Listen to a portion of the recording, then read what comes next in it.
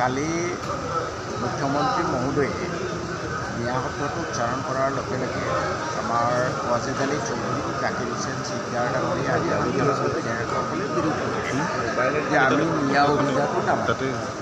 আৰু তেতিয়া মুখ্যমন্ত্ৰীয়ে তৎক্ষণাত উত্তৰ দিলে যে আপোনালোকে নামানে যদি কালিৰ পৰা নকওঁ, কিন্তু আমিতো আগতে মিয়া বুলি কোৱাই নাছিলোঁ, আমি কৈ আছিলোঁ পূৰ্ববংগীয় অনুপ্ৰৱেশকাৰী। ইয়াৰ আগতে মালচন্দ্ৰ পেগুৱে আৰু একদম আগুৱাই গৈ, মালচন্দ্ৰ পেগু কংগ্ৰেছৰ বিধায়ক আছিলে, তেওঁ কৈছিলে পাকিস্তানী অনুপ্ৰৱেশকাৰী। তাৰপিছত এই যিসকলে প্ৰতিবাদ কৰিলে তেওঁলোকে চুপচাপ থাকিলে।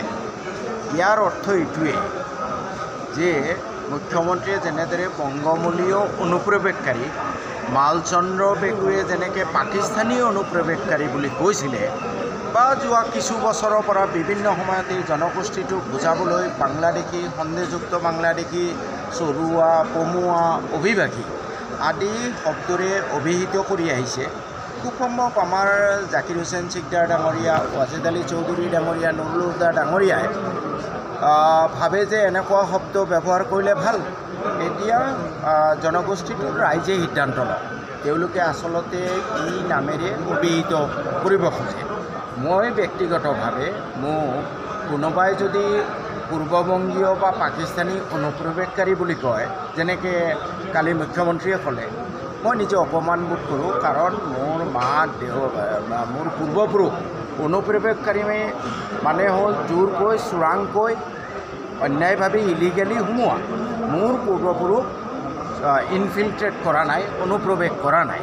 অভিবাসী মানে হ'ল বিদেশৰ পৰা আহি নিগাজিকৈ থাকিবলৈ লোৱা।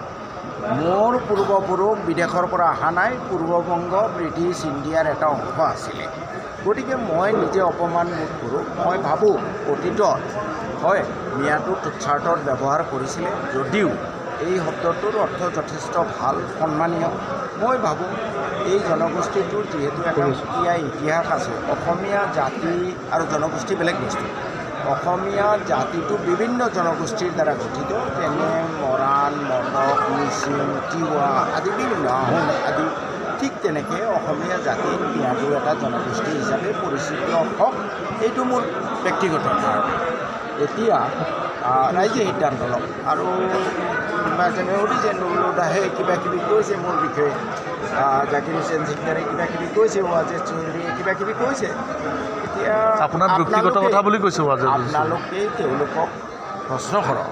এই যে মুখ্যমন্ত্ৰীয়ে ক'লে বংগমূলীয় অনুপ্ৰৱেশকাৰী, তেওঁলোক আচলতে বংগমূলীয় অনুপ্ৰৱেশকাৰী নেকি? তেওঁলোকৰ পূৰ্বপুৰুষ যদি বংগৰ পৰা ইনফিল্ট্ৰেট কৰিছিলে, সেইটো তেওঁলোকে স্পষ্ট কৰক। মালচন্দ্ৰ পেগুৱে ক'লে পাকিস্তানী অনুপ্ৰৱেশকাৰী, সেইটোতো আৰু ৪৭ৰ ভিতৰত। যদি নুৰুল হুদা, ৱাজেদ চৌধুৰী বা জাকিৰ হুছেইন চিকদাৰ ডাঙৰীয়াৰ পূৰ্বপুৰুষ পাকিস্তানৰ পৰা ইনফিল্ট্ৰেট কৰিছে, জোৰ কৰি সোমাইছে, সেইটো তেওঁলোকৰ কথা। সেইকাৰণে বোধহয় তেওঁলোকে প্ৰতিবাদ কৰা নাই বিধানসভাত। মই থাকিলেতো প্ৰতিবাদ কৰিলোহেঁতেন যে মোক নক'ব।